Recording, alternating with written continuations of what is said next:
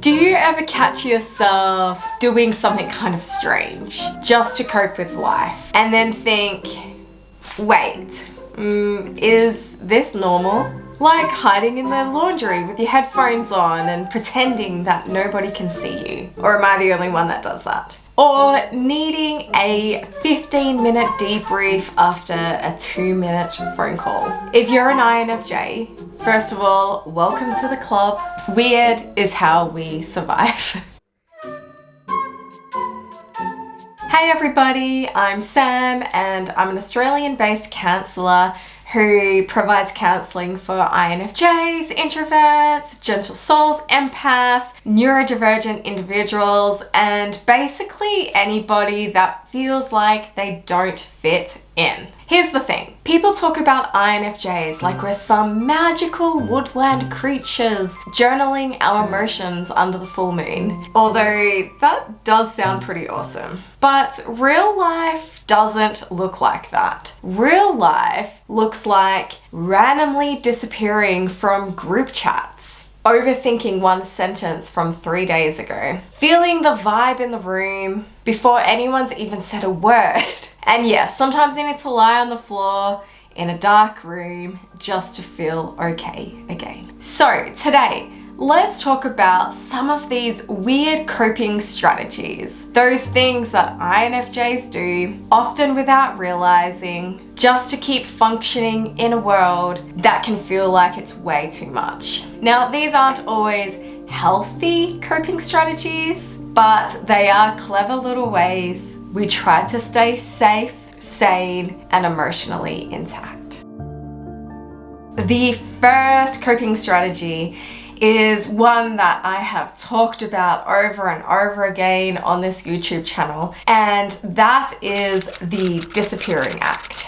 We do this thing where we vanish, like poof, no warning. Not because we're flaky or rude, but because we're emotionally saturated. It's not you, it's not them. It's the weight of too many people needing things from us when we haven't even had time to check in with our own needs. We haven't had time to actually cater to ourselves and to give ourselves self-care and to make sure that we're actually doing okay. And then when we do vanish from people, we feel guilty for needing this space. It's a whole thing, and I do talk about it more in some other videos on my channel. The second coping strategy that an INFJ might do is the conversation rehearsals. Now, hands up if you do this. We rehearse conversations that may or may not happen in the shower, in bed, driving our car, while staring out the window like a sad Victorian ghost.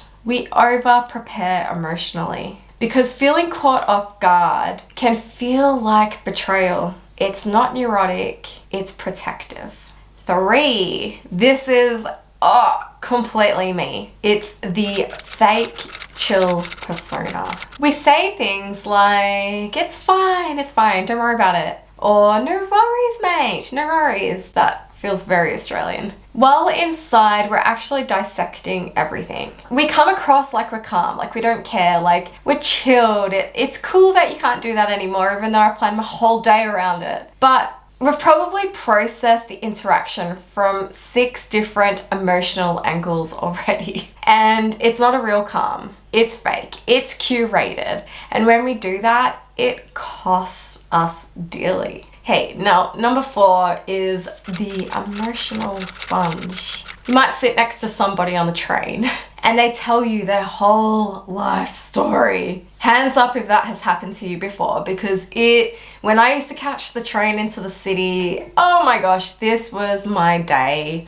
over and over again. So it's a good thing I became a counsellor. But by the time you get off the train, you're holding this grief that isn't even yours. It's a gift and a curse. And INFJs always do this. So this one's sneaky because it doesn't look like a coping strategy, not at all. But it is, because we absorb everyone's emotions, right? Automatically. Why? Because if we can feel what everyone else is feeling, we can stay one step ahead, which means we can then manage the energy in the room and we can avoid conflict, because I'm pretty sure INFJs, we don't like conflict. We can keep the peace, and it's just our way of creating safety by reading and regulating the emotional weather before the storm hits. It's a survival mechanism. It helps until it drains us dry. I used to think that there was something wrong with me because I couldn't function the way that others did. Like, people would say to me, it's just a quick catch up, come on, we'll do this, we'll go here, we'll do that. And I would be internally spiraling, wondering if I'd have to do small talk and emotionally support someone, or even just navigate weird group dynamics with no escape plan. When I'm going out with a group, I have to know that I am driving so that I have my escape plan. That's not just a catch up for an INFJ, it's a whole event, it's a whole thing. So yeah, when plans have been cancelled, I'm super relieved. And it's not because I'm flaky, it's just that I'm more honest about what my limits are now. These coping strategies, they might look strange, but every one of them is your nervous system trying to protect you. You're not broken. You're just wired for depth in a world that often feels too fast, too loud, too much, and weird. Well, I'm beginning to accept that that's our native language. So tell me, what's your weird INFJ coping strategy? Drop it in the comments. There's no shame here. There's just complete understanding.